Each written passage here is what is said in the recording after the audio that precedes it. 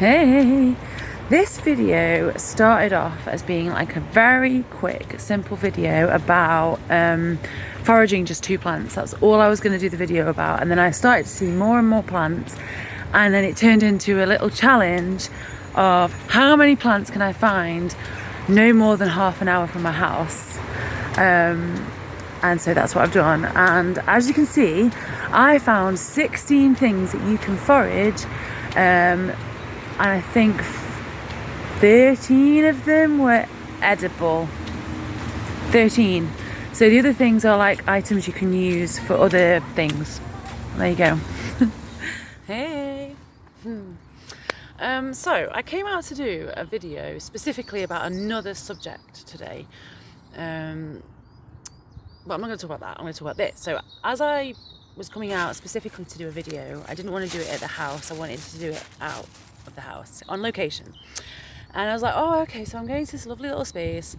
I'll take some bags with me just in case I see any food that's edible. And the main thing I wanted to look out for was wild garlic and scarlett cups.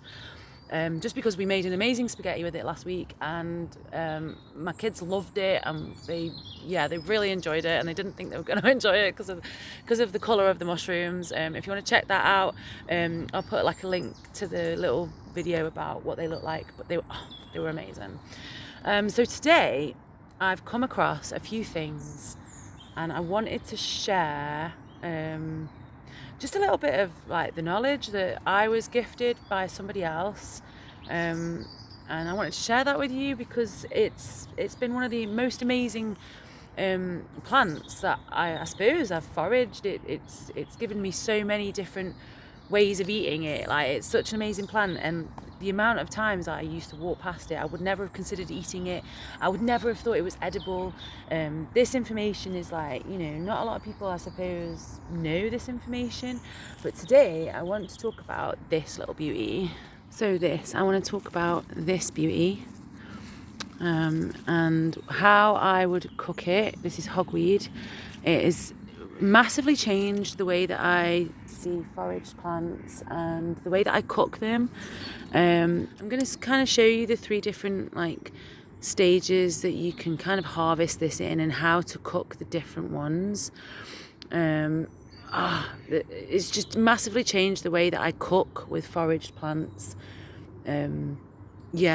Massively. I've just picked some different ones. I will try and show you a little snippet of what it looks like as it gets bigger, if I can find one. If not, I'll be putting links in the description boxes and stuff about information, how to find, how to identify, what to do with it. Just make sure you empower yourself. Don't just listen to me and then go tootling out into the woods, because it's always better to, double check. Like, if you're not sure, if in doubt, leave it out. I'm just showing you some of the ways that I have learnt to forage, some of the information that I don't like things that are too complicated, but this beautiful plant has been a game changer. So when it's like this, if you can see, when it's in this form, just shooting out, this can be tempura battered, and oh my gosh, so tasty. So tempura batter, it's just like rice flour, water, I can't remember the exact word, salt and pepper, really, I think bicarb maybe as well, I can't quite remember, but I'll put a little recipe in to tempura batter if you don't know what that is. But it's a really light, crispy batter. It cooks really quickly. It's really easy to make. It's gluten-free, if you're interested in that, and then batter these so tasty. I went on a foraging walk about, I don't know, 3 years ago, I think, and with my friend Brendan, and he is so intelligent, he's so clever, he knows so many things. I just could not possibly have as much information in my head as he does. So quite often I do going, what's this, can I eat this? But I'll put a link into his website. He's mainly on just mushrooms and stuff, but yeah, I'll drop a link into his thing. If you're into powdered mushrooms and all that stuff, check that out, please. But he's taught me so many amazing things about foraged foods, and just made me excited about and changed my view on different plants, I suppose. So yeah, he was the one that taught me about tempura battering this. And then when I researched it a little bit more, I found a recipe for when they get a little bit more like this to, and maybe, no, I'd say like this, still a little bit closed but bigger, treating them as you would asparagus. So like frying them in butter with a bit of salt, pepper, lemon, chili flakes, if you like a bit of spice, and eating them like, if you get quite a few of these, if you think about like 10 of these, like that have been fried with the rest of your meal, and it was free. Amazing. And asparagus is like so expensive, and it's not out at this time of year really, so it's not in season. So if you're wanting to like grow your own foods and not buy like ridiculously priced ones at the supermarket, yeah, definitely this is a good substitute for asparagus. And it comes out so early. It's February. I'm so happy. Oh, this is a really nice little bunch. So yeah.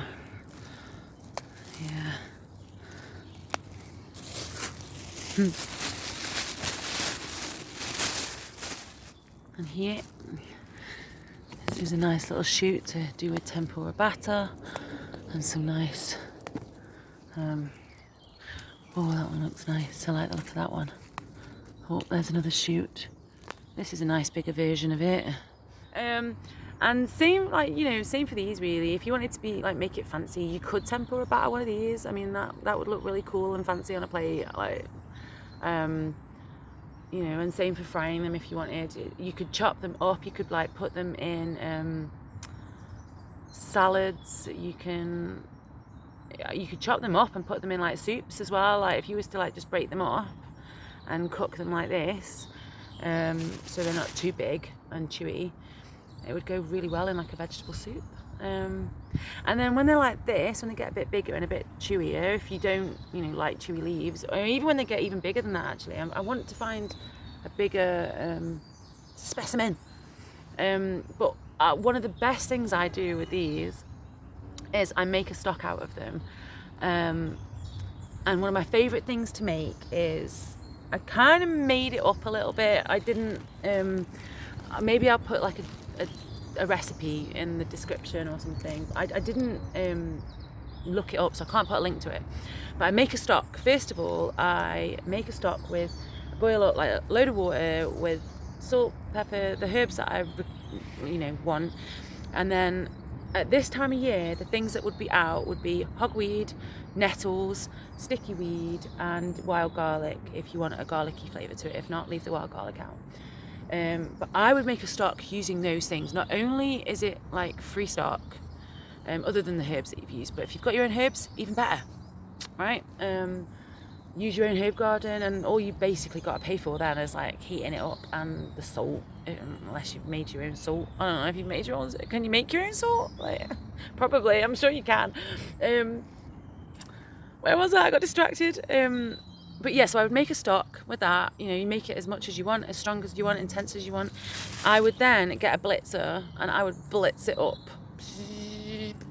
And that would kind of be a really thick stock, like a liquid stock.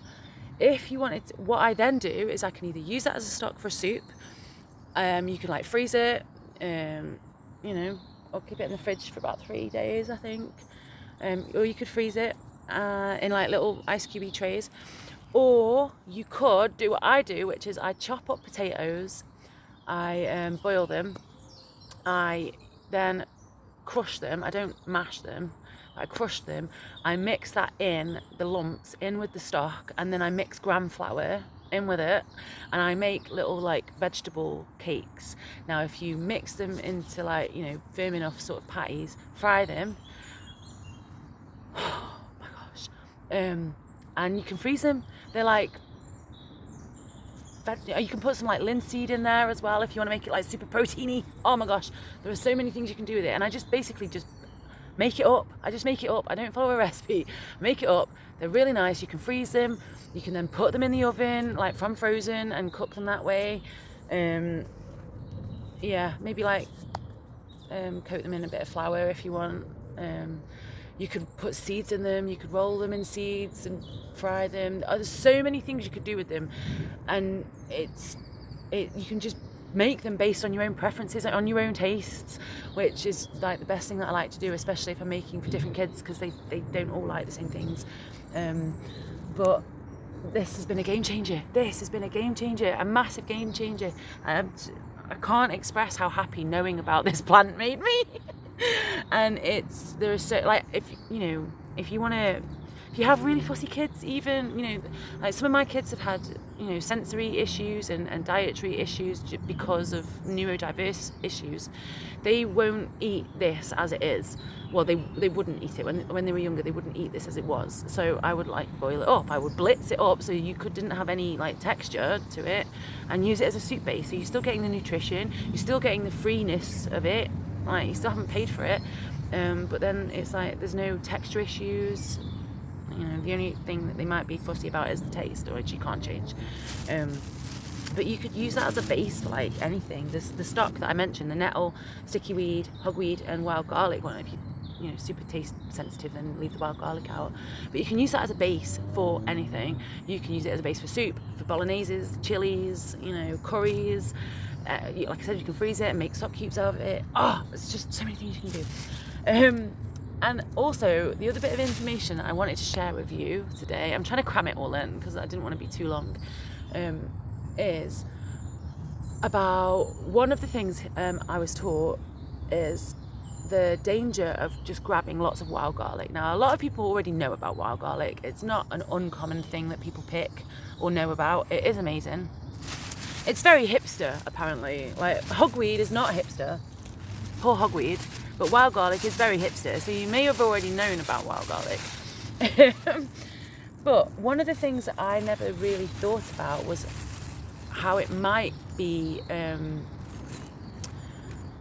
dangerous thing to do, is to just go around grabbing bunches of wild garlic, because there is a plant called Lords and Ladies that grows quite near, and I've just spotted some, that's why I wanted to talk about it.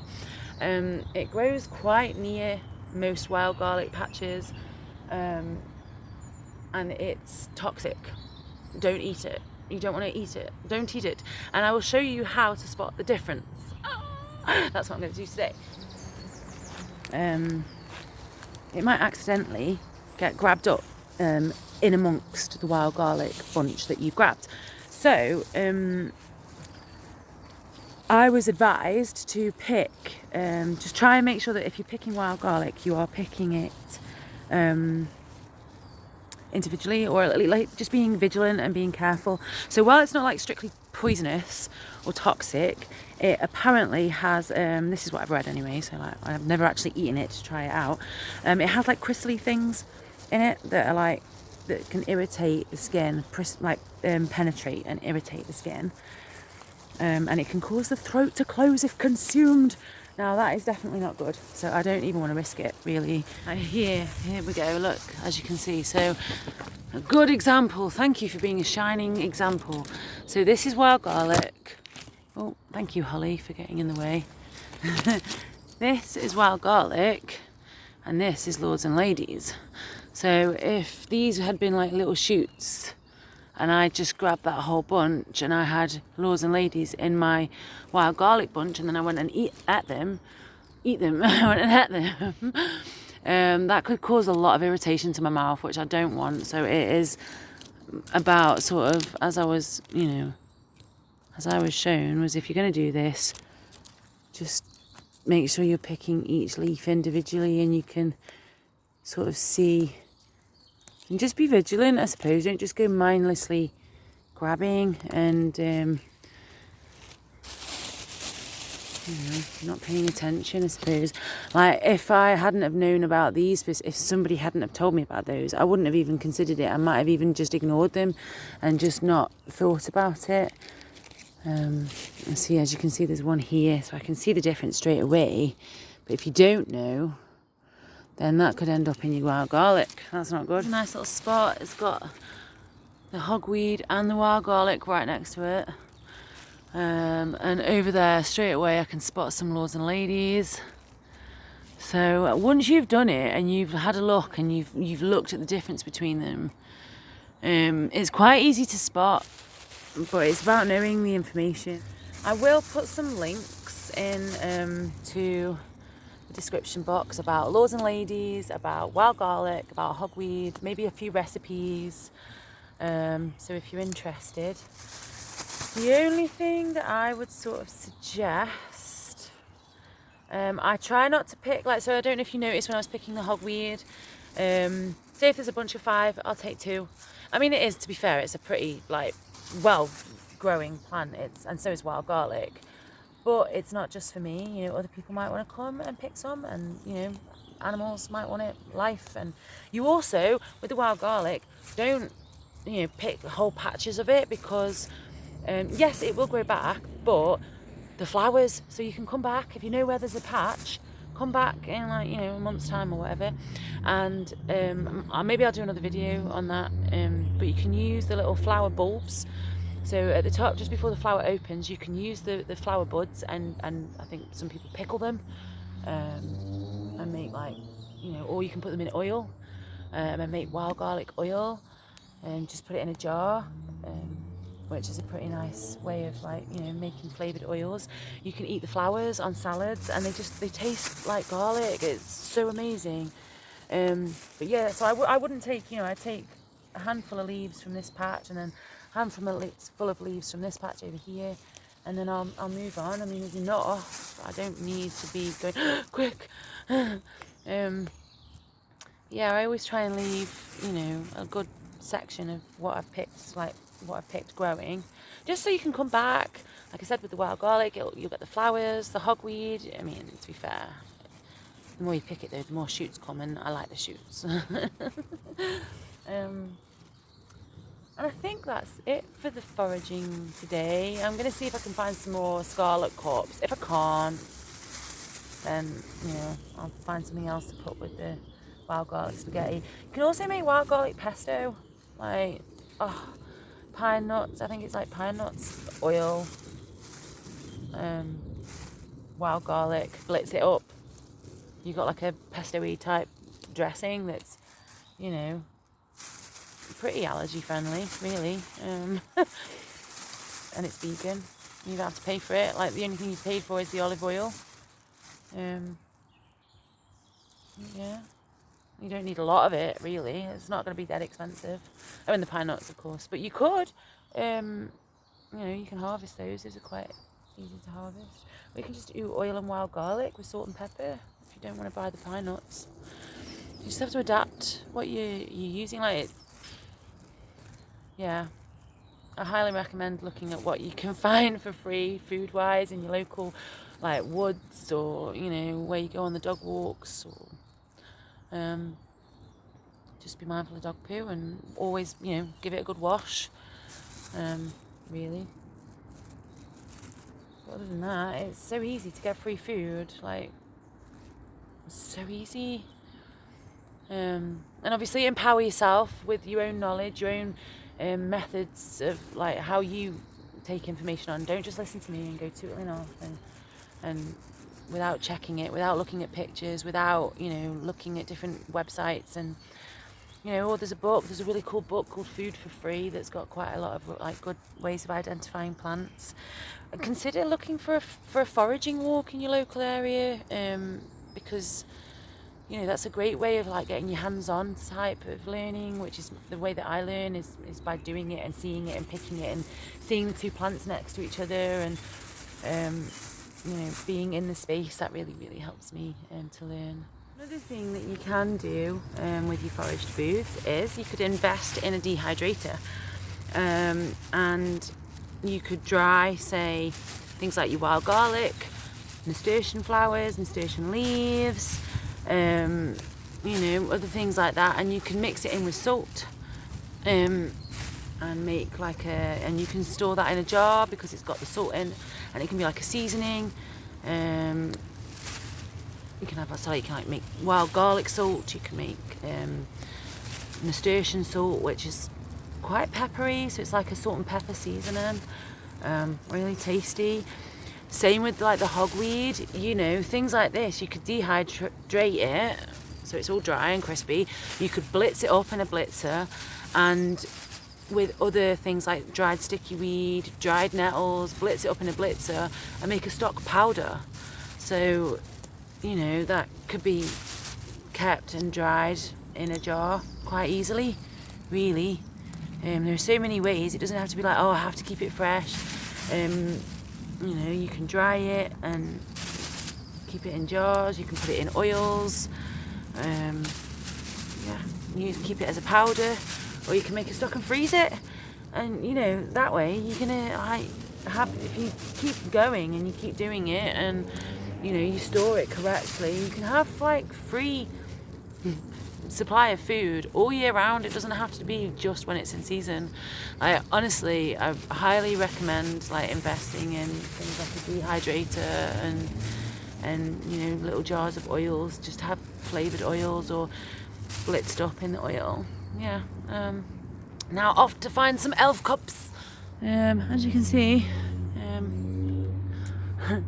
I'm in the right place. This one's gotten a little bit stood on. Maybe a dog's ran through, or somebody stood on it, or a kid's seen it and poked it and gone, oh look, a red mushroom, gross.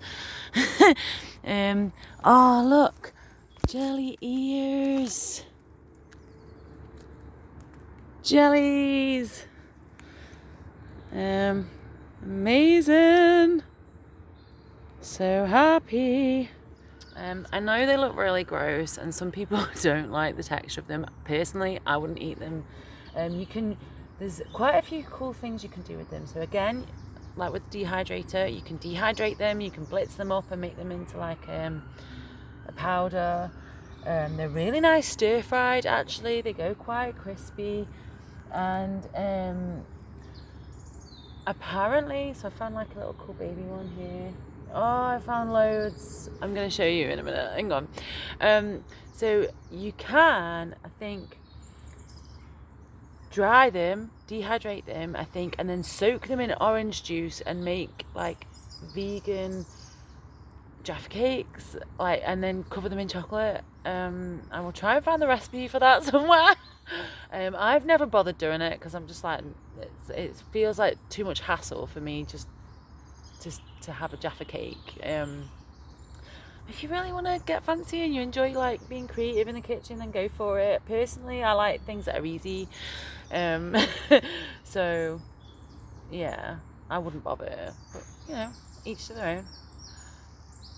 As you can see, there are quite a few. Look like really eerie.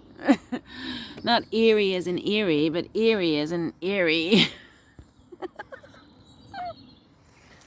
Okay, so obviously I don't want to take all of them. I want to leave some for, you know, for the others, for the peoples, for the animals, and for the what's names, for all the other things. Found a cute little baby one here. This one actually looks like a little ear. Hang on. It's like a proper ear.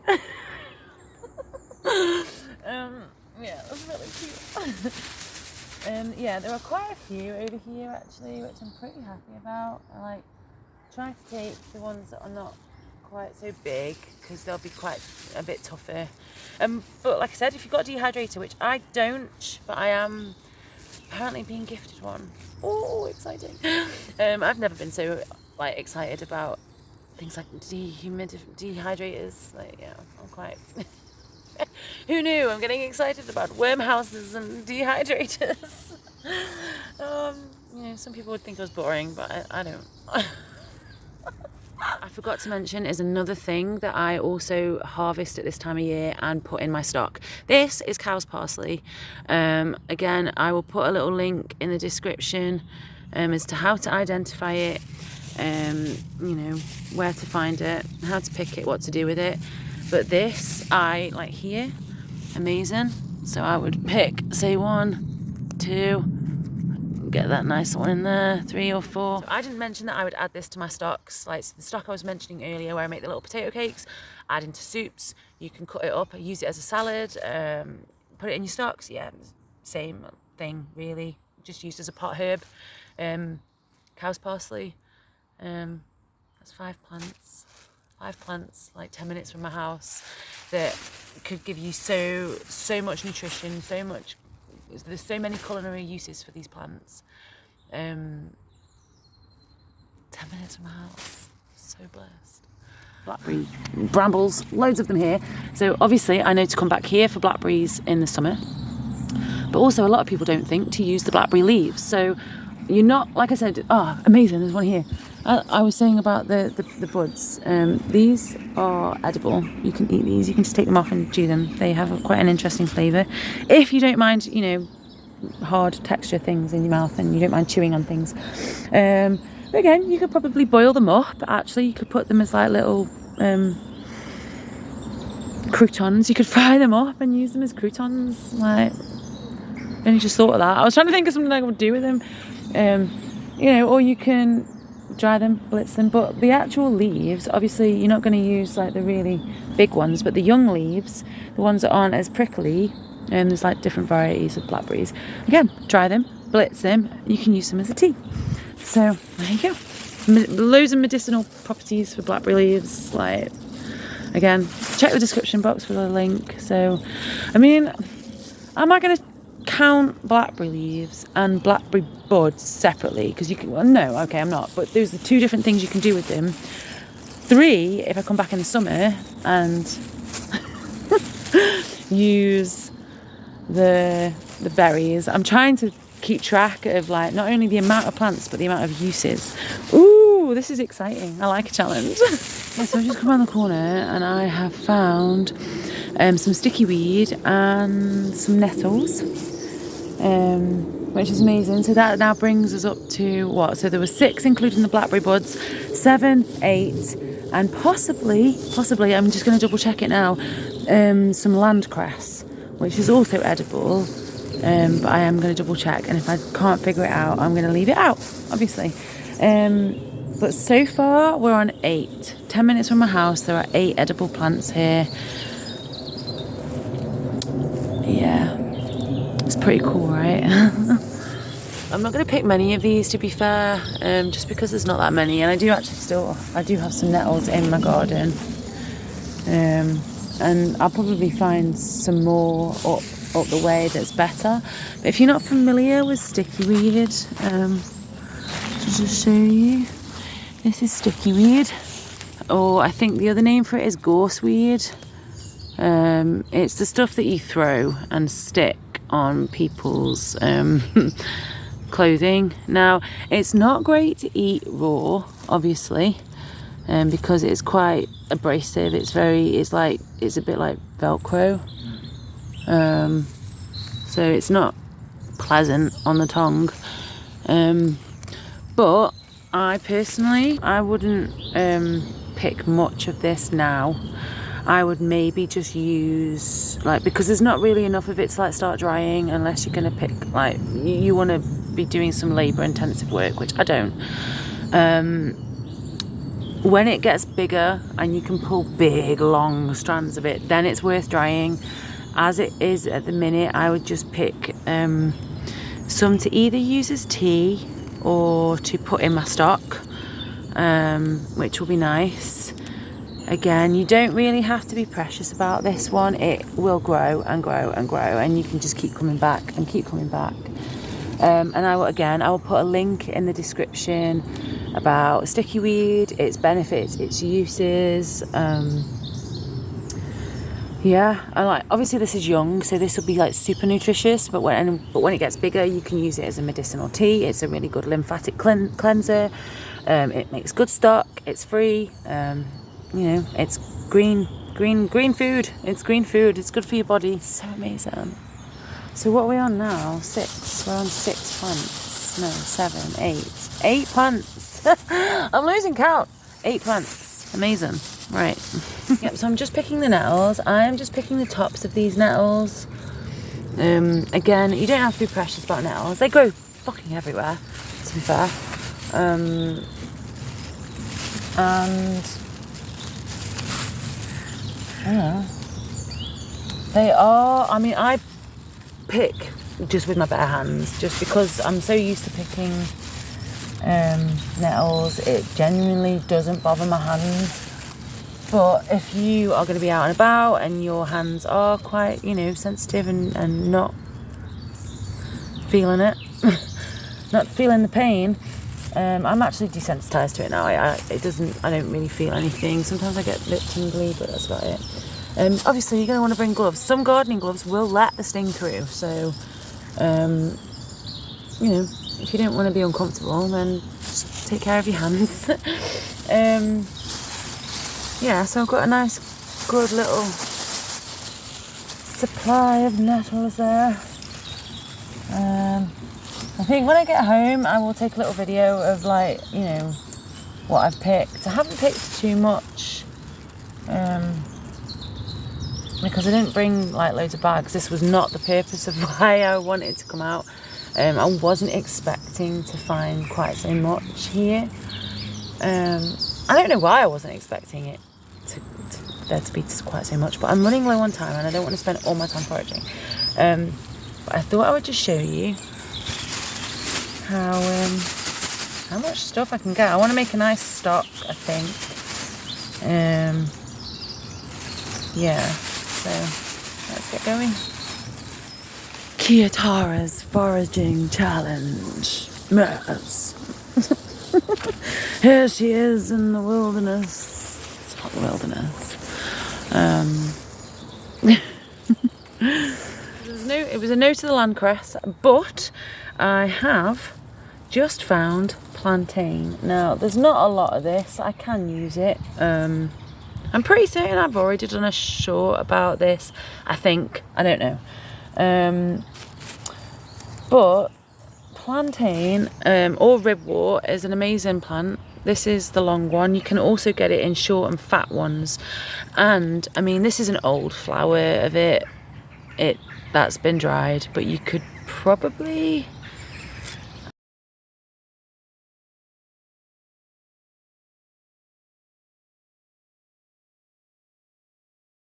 I bet you can use the seeds. Like I bet you could use the seeds. So these are the seeds from like the plant. But the actual leaf, plantain, amazing when it's young, stir fried in soy sauce. Again, I can put that in my stock and I can blitz it up. I can dry it and have it as a tea. Plantain tea is good for you, really, really good for you. But its main uses that I would use that for, like, obviously, like I said, stir fry. I would say for stir frying, plantain is probably my favorite. When it's young, it's probably my favorite way to eat it. It will add to my little stock bag. But it's great. It's actually the best. So if you're a bit squeamish, you probably won't do this. But if you do get nettle stings, plantain is the best cure for a nettle sting rash. And basically what you're supposed to do is put it in your mouth, chew it, spit it out and rub it on the nettle sting, and it's like a poultice. If you dried that up and made your own balms, you could make like a sting or bite balm. It's great. If you warm it up in olive oil or another kind of oil like grapeseed oil maybe, it makes a great sting and bite soother. It's really good for healing your skin. But next to it, I also found some dandelion leaves. So I'm trying to remember. So it was, okay, I'm gonna have to count. I'm gonna have to recount. Like, I should have brought a pen and paper. Shit. Wild garlic, hogweed, cow parsley, jelly ears. I'll stick with what I've got so far and what we found. Blackberry, sticky weed, nettle, plantain and dandelion leaf. So far I have found 9 plants that I can eat 10 minutes from my house. 9 plants. No, I can't eat that.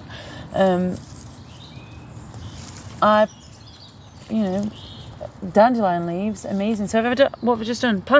I'm losing track. There's so many. I'm losing track. Like, can you see how much free food there is? Like, not far from your homes, right? Okay. And it's February. I do keep reiterating that because this is supposed to be winter, the season of like, you know, limited food, and I've already found 9 things I can eat. So again, the plantain, yeah, I've already discussed that. I've done that. So dandelion leaves. Yeah, I would just use these as a little salad leaf. I mean, I could put them in my stock if I wanted to. Probably better off just used as the salad leaf. Great properties, really highly nutritious, ridiculously nutritious. The flowers as well are really good. You can like make a really nice flavoured like vinegar with them, or oil, just so many ways. The petals, you can just, I'll put a link. I'll just put a link. So we're on 9. We're on 9. We're on 9. We're on 9. Oh, I'm so happy. Free food. Okie dokie. We now have thing number 10.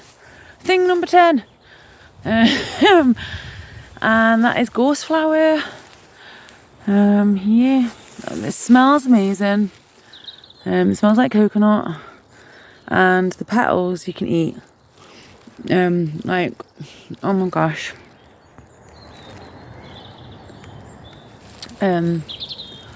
Yeah, like you can just pick them off, eat them like that.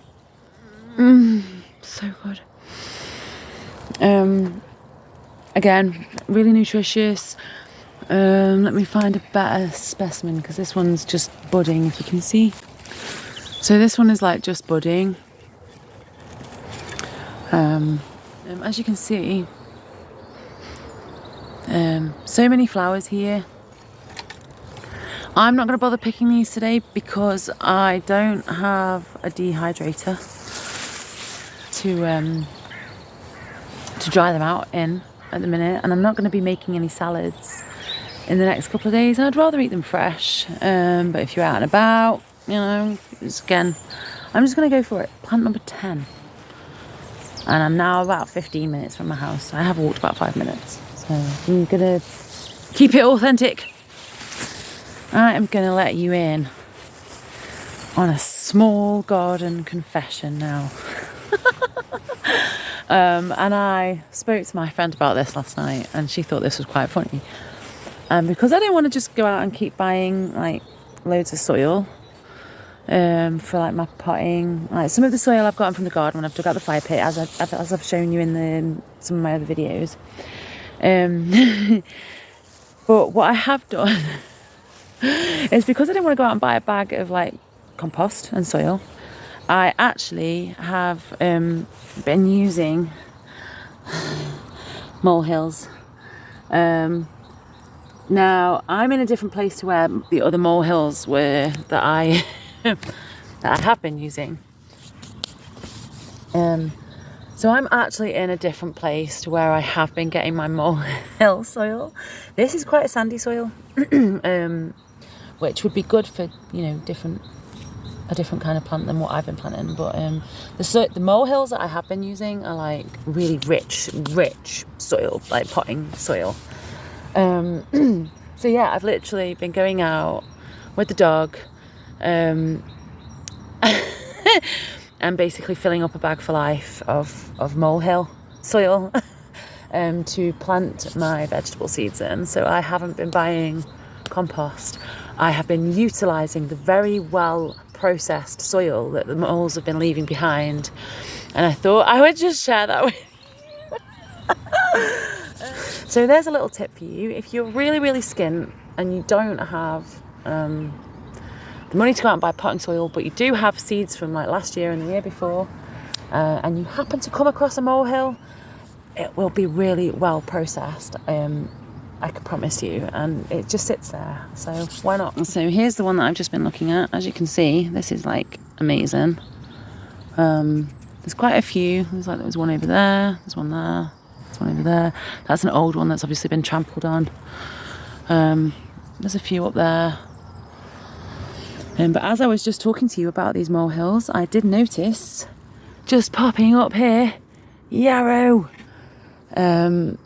Yeah, I'm going to try and find a better sample. Okay, so I've just been looking for a better specimen. And as you can see, I have already done a video about yarrow. I'm pretty certain I've done a short about yarrow and the medicinal properties of yarrow. And there's also like loads of plantain around here, but it's still, again, it's all very young around here. Again, I can use that in the stock. I can dry it, make a tea, medicinal properties. Yeah, so I think, is that plant 10? No, plant 11. We're on plant 11. I'm certain we're on plant 11. And technically, we're on item 12, if you count, if you count the molehills. Like loads of moss here. This is a really mossy type place. Like it's all over the trees. Where I've just walked from actually had loads, which I didn't think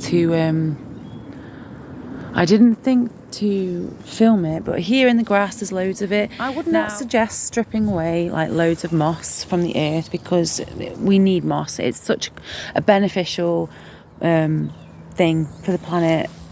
But as you can see here, there is all of these trees are covered in moss. There's loads of it. There's different kinds. I think some of them are not mosses. They are algae, I think. No, there's another one, isn't there? Oh, bloody hell, I can't remember. Doesn't matter. Anyway, that's going to come to me in a minute. But it is a great thing to use as tinder, like kindling. So if you go out and you pick some and you see there's quite a big excess, you can dry it out. You can put it on your radiators if you want, and put it in your little tinder box. And it would make, you know, if you've used all of these dried, dead sticks as well and cut those up and dried them and put, that is basically, if you go camping, if you like to make wildfires, yeah, keep it all like nice and dry. It's a good fire starter. So technically that's item, forgotten, 11, 12. It's item 12. You can't eat it, but it is an item that you can use. Come across like these old seed heads. I'm not quite sure what they are. But again, with the moss, if you was to just go along, so it's like that, just pull it off. You know, things like these ones too. Along with the moss, dried out, if you was really desperate, and with these, and you just put those in a little tinder box, like a big, you know, jar of them, a big box filled with them, and you just made sure you kept them dry. That's like a free supply of camping tinder, you know. Or if you make fires at home, you don't need to buy fire lighters. You can just dry those out, really easy. There's a beautiful patch of blue sky behind me, and I'm standing in hail. It's hailing. Oh, I love British weather. It's so fun. Look, I'll show you hail.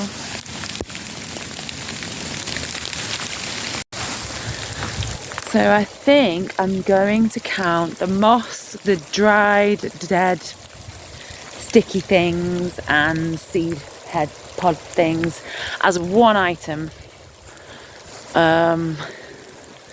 As like a collective thing, you know, you could come out and get a free kindling. So I think we're on 12, 10, 11, technically 13 with molehills, which I have just walked past loads more, which is pretty cool. So I think we're technically on 13 items. Yeah. Well, even in the hail, I have managed to spot lots of scarlet cups. The sun is trying to come out over there. But yeah, there's some here. I'm hoping you can see. I'm going to put the camera down in a minute and go and forage those. But there's lots here. Here. Just pull them off. There's lots down there, under there, loads over there.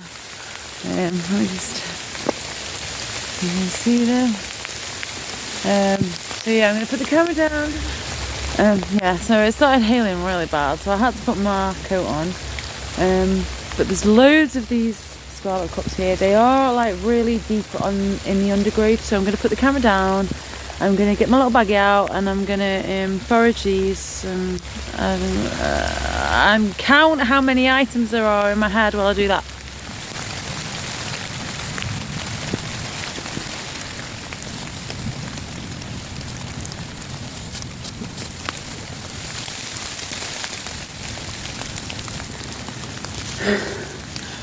Right, scarlet cups achieved. There's some that like have ranged from like really quite small to some that are really big, and they have like a stem on them.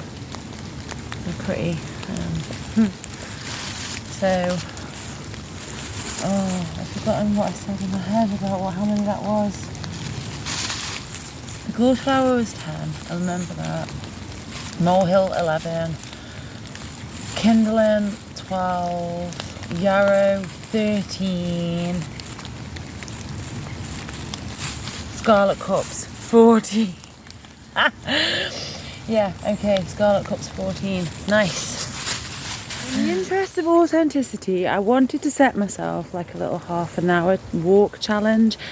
How many plants I could find half an hour's walk from my house. And I've kind of, from how I've walked this before, if I was to just walk without stopping, this is about half an hour's walk from my house. Probably,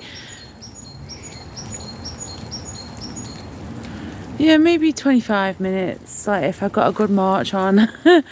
So I'm going to turn back now, but I'm going to go a slightly different way back through, just to pick up. I'm probably not going to find much more.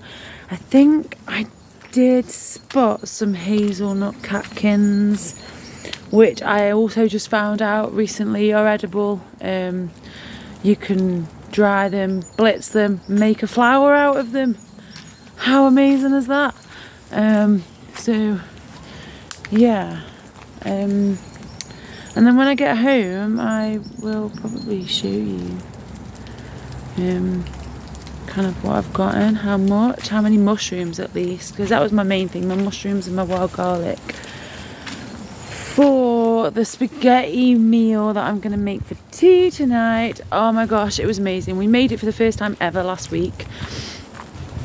It was so good. It is so easy to make, so nutritious. The only thing I really had to buy was the spaghetti. There was a drizzle, like there was olive oil in it, lemon and chili flakes, like salt and black pepper, but you know, not really something that we wouldn't already have in the house. And the spaghetti, I just got the cheap spaghetti. It was like 28p. So yeah, we were so happy with it. It was so tasty, so tasty. Oh, it's another little one.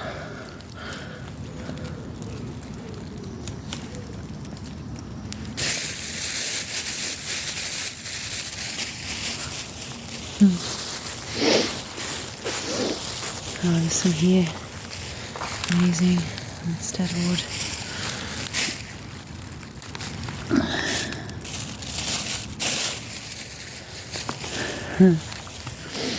Also been keeping an eye out for like baby ones, so obviously I haven't picked all of them. I've left some of the really small ones, not just for, you know, other beings, but so that I can come back like next week like I did last week. So there's another tiny one. I will be leaving those ones. Yeah, so I've just found all of these over there. There's loads of them. Very, very happy. Got like, this is a good bag full now of scarlet cups and jelly ears. And I haven't picked everything that I found. Oh, I'm so happy. I am pretty certain that I saw some hazelnut catkins, so I'm gonna pick those too, I think. So that will be 15. I'll make sure, I'll double check on my way back though. I discarded them because I wasn't going to pick them. and I don't have a dehydrator, but it would still technically be something that you can eat. Are the hazelnut catkins that I did say that I had spotted on the way. I didn't pick these up because I wasn't interested in taking these home. I have no way of drying them. I don't want to eat them at the moment. I didn't come out with loads of bags, so because that wasn't my intention. But another edible thing that is here right now, so I think that is definitely 15. It became a challenge. I'm so happy. So yeah, hazelnut catkins. I recently found out from my very knowledgeable friend, yeah, that you can dry them. You can put them in a dehumidifier. You can blitz them up and make. I mean, I'll show you here now. You can make a flour. And you can put it in things as like a filler in like cakes or flapjacks or other things. Maybe in my little gram flour vegetable burger things that I was telling you about earlier. Yeah, and you can use them to make tea. It's like really cool. So here, look at this. Here's more. They were all on this path here, which is amazing. Like, yeah, they're everywhere. Like I said, I didn't come with the intention of picking those. I've got all the things that I wanted and more. I can make myself a nice little stock today. Yeah, and I think I went no more than half an hour from my house, so that was 15 plants in half an hour in February, which I think is amazing.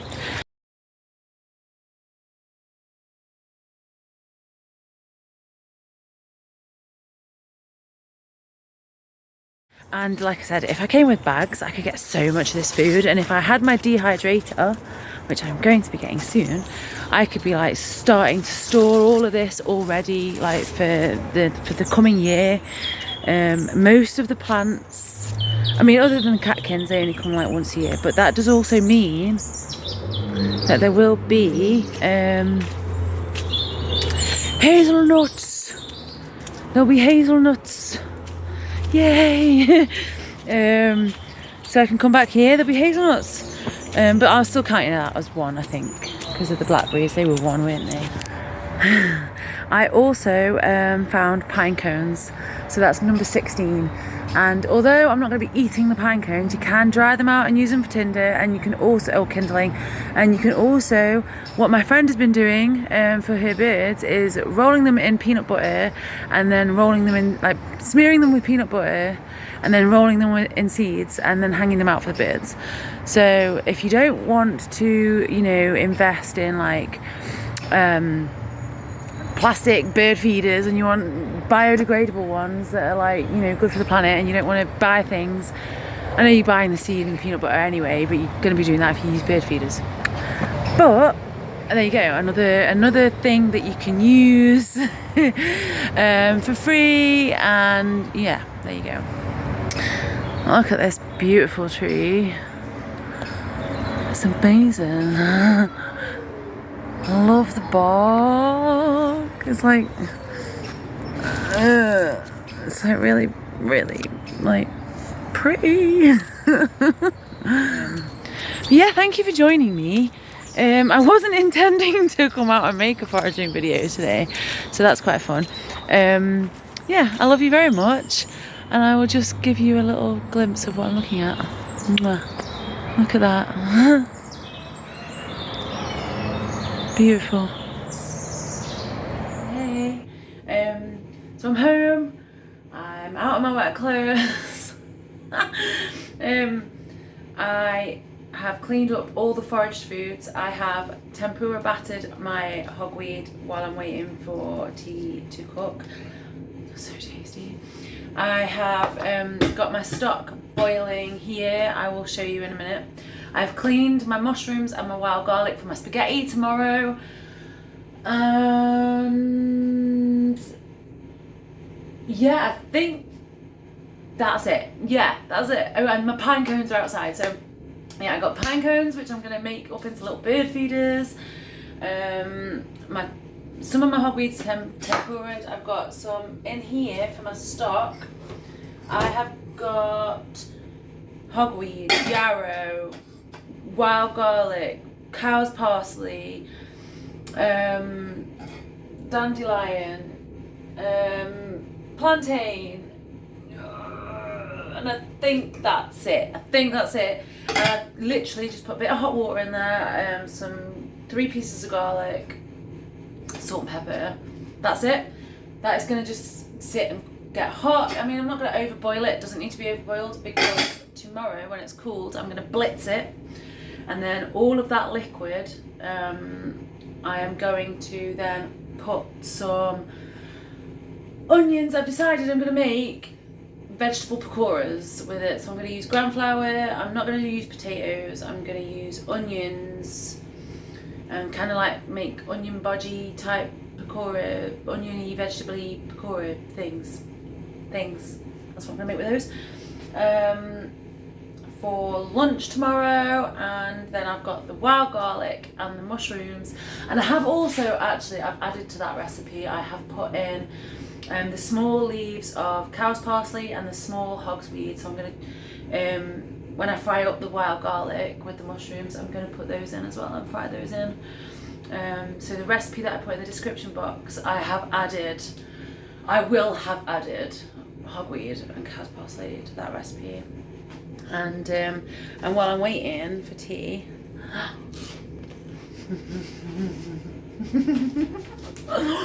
yum. Yeah, battered hogweed. Who knew that would be so tasty? Oh, yeah. And I think there was about 16 things.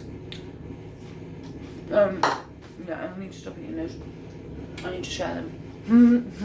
There was about 16 things that I found today. I did not intend for it to be a little foraging challenge, which was fun. But you know, I didn't want to just, I might show you the spaghetti that I make tomorrow, and the pakoras maybe in a different video. But I didn't want to just like go and like pick the plants and not show you that I'm using them.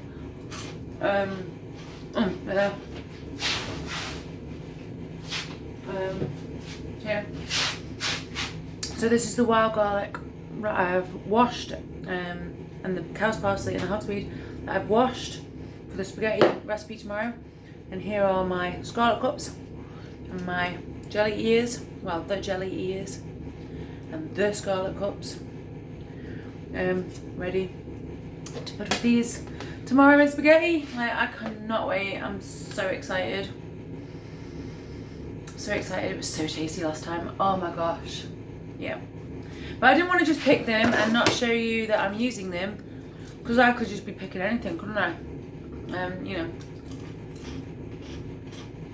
Oh, so tasty. Anyway. I had a good day today. I enjoyed foraging.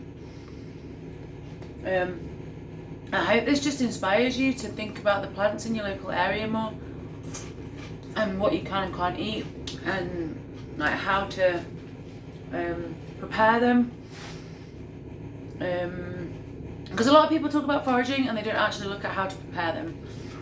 I really need to stop eating this.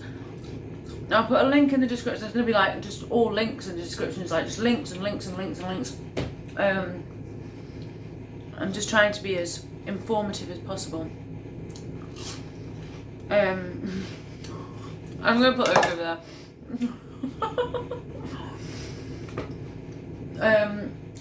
Two YouTube so my friend taught me a lot about foraging actually, so I'll put a link in the description to his website and his other things, and 2 YouTubers that I have used for some really good, like easy to do.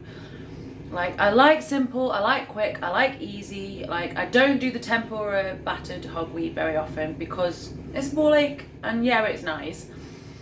But things like just leaving the stock in overnight and then just blitzing it, like I've not even had to cook it that much because it's just leaves. Like, just leave it in, salt and pepper, and then I'll add the spices to the batter tomorrow. And the spaghetti like was so easy. That took like 20 minutes. That's easy. I don't find the waiting for the hot oil to cook the batter, like, I find that quite frustrating, if I'm honest, so I don't do it very often. But the two guys that I have been watching, actually, there's the Spicy Mustache and Gaz Oakley. He has been quite useful, well, both of them have been quite useful as to how to utilise foraged foods or food from the garden, or utilise garden waste.